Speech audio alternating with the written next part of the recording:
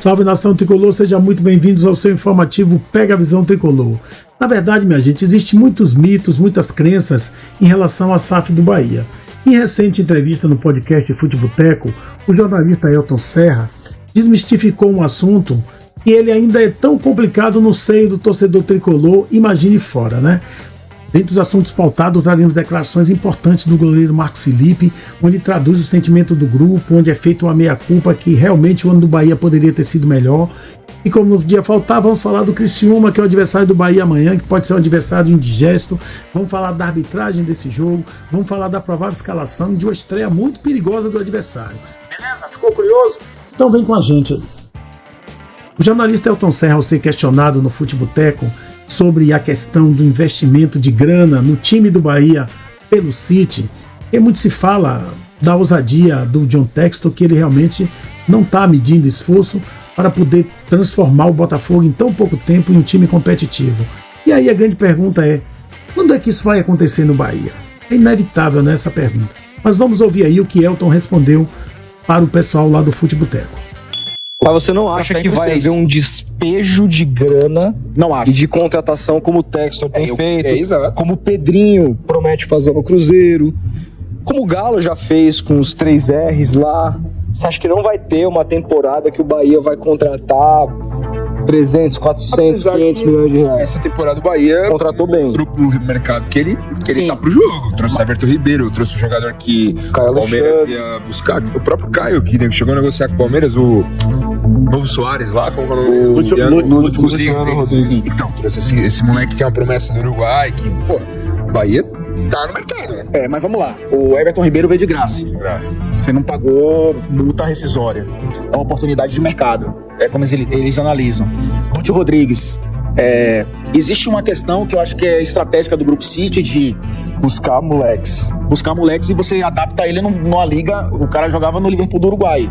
Ele jogava um campeonato brasileiro, subir o nível de competitividade. Então você tem a possibilidade de ter um cara pronto até para ir para a Europa, porque disputou grandes competições que eles não tinham aqui. Eles têm o Liverpool do Uruguai, mas é um time que até foi campeão, né? Eles conseguem bater campeão em algum momento.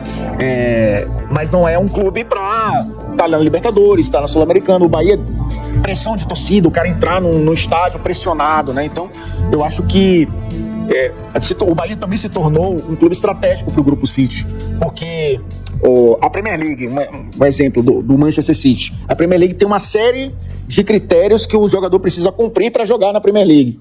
Ele precisa ser maior de 18 anos, ele precisa ter uma pontuação para ter a carteira de trabalho do Reino Unido. Então ele precisa, sei lá, ter jogado pela seleção tantos jogos, ter um critério, ter uma habilidade no inglês. O Julian Álvares tinha quase tudo isso, menos o inglês, né? E ele cumpriu todos esses requisitos e foi pro Manchester City. O Bahia pode dar essa possibilidade para esses caras. Ele pode jogar na seleção uruguaia sendo observado aqui, porque ele vai jogar mais do que se ele for pro City. Ele vai ganhar essa pontuação internacional para já queimar etapas e poder jogar no Manchester City ou no Girona, enfim, nos clubes do grupo na Europa. Então acho que não vai despejar uma grana. Talvez eles façam esse trabalho de captação, talvez não, farão isso, estão fazendo esse trabalho de captação. Eles tentaram na temporada passada o Iana Chaves, foi jogador do Independiente Del Valle, o lateral esquerdo, que seleção equatoriana, né? Acho que era da seleção equatoriana ou colombiana, agora me fugiu a nacionalidade do Chaves. Um excelente lateral esquerdo, mas não se adaptou ao futebol brasileiro. Ele foi emprestado para fora, o Bahia agora vendeu para o México. O Grupo City ainda ganhou uma grana com ele numa revenda. Então acho que vai ser esse o caminho. Não vai despejar uma grana. Porque até o Textor, quando contrata os jogadores, ele pensa também no Lyon, ele pensa também... Claro. Mas você vê que o Textor pensou muito em ser campeão brasileiro. Aí o Marcos Felipe trouxe reflexões importantes sobre sonho. Mas o sonho específico que ele está tratando aí é o sonho do torcedor do Bahia. Esse é o discurso que está imperando nas falas dos jogadores, na fala de Rogério Ceni. Eles estão imbuídos desse propósito, né, de conquistar esta vaga na Libertadores. Continuando aqui. Este ano conseguimos passar a maior parte do campeonato na parte de cima. Isso mostra que houve evolução.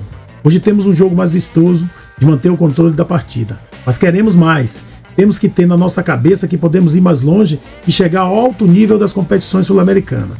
É olhar sempre para cima com grandes objetivos finalizou Marcos Felipe. É uma coisa que temos que concordar, realmente houve uma evolução no time do Bahia, né? Com as novas contratações, isso não se discute. O Bahia hoje tem um padrão de jogo, é vistoso, é bonito de se ver, porém é ineficiente, porque o que traduz assim o auge do futebol é a bola lá dentro, né? E, infelizmente, nesse quesito, o Bahia tem deixado muito a desejar.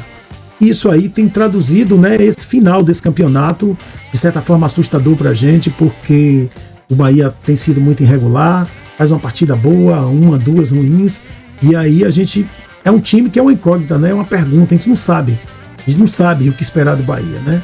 Mas vamos crer, né? Já que eles estão prometendo a vaga, vamos embarcar nesse sonho aí. Falando lá atrás das reflexões de Marcos Felipe, né? Onde o grupo entende, eles deixaram muito a desejar.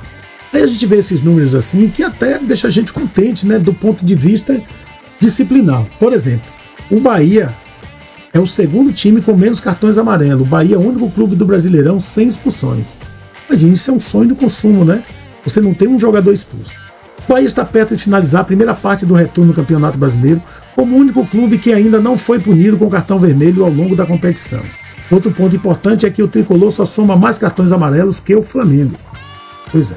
Em relação aos amarelos, o Bahia soma 60 advertências até então, com média de 2,2 cartões por jogo, e supera apenas o Flamengo, clube mais disciplinado do Brasileirão, com 46 cartões destacou e média de 1,77 por partida.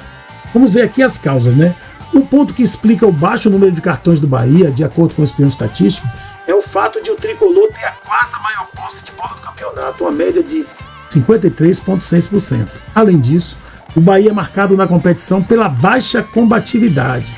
Além de ser a segunda equipe que menos comete falta, 11,4 infrações por partida, o Tricolor é quem menos realiza desarmes no Brasileirão, média de 12,1. O Cabral Neto, né, que é pernambucano, traz suas impressões sobre o jogo de Bahia e Criciúma, fazendo a sua análise bem coerente, bem lúcida, né? E que é interessante a gente compartilhar aqui. Vamos ouvir o Cabral Neto. Bahia e Criciúma nesse domingo, 6h30 na Fonte Nova. Tá difícil de rever o ótimo nível de jogo que o Bahia mostrou na maior parte do primeiro tempo do Brasileirão. O time caiu demais de rendimento e quando vence de forma contundente o forte Atlético Mineiro por 3-0, dá indício de que vai ganhar regularidade novamente.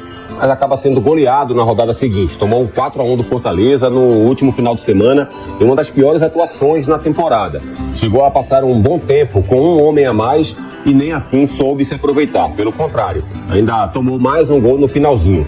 O sonho por vaga na Libertadores segue vivo, mas é preciso reencontrar suas boas virtudes mostradas anteriormente, como a alta intensidade, boa pressão na saída de bola do adversário, grande mobilidade, troca de posicionamento dos atletas e maior segurança defensiva. Do outro lado, o Criciúma se recuperou na rodada passada. Depois de 3 rodadas sem vencer, incluindo um 5-0 sofrido diante do Palmeiras, o time de Cláudio Tencati foi a Porto Alegre e venceu o Grêmio por 2-1. E terminou a rodada passada 5 pontos à frente da zona de rebaixamento.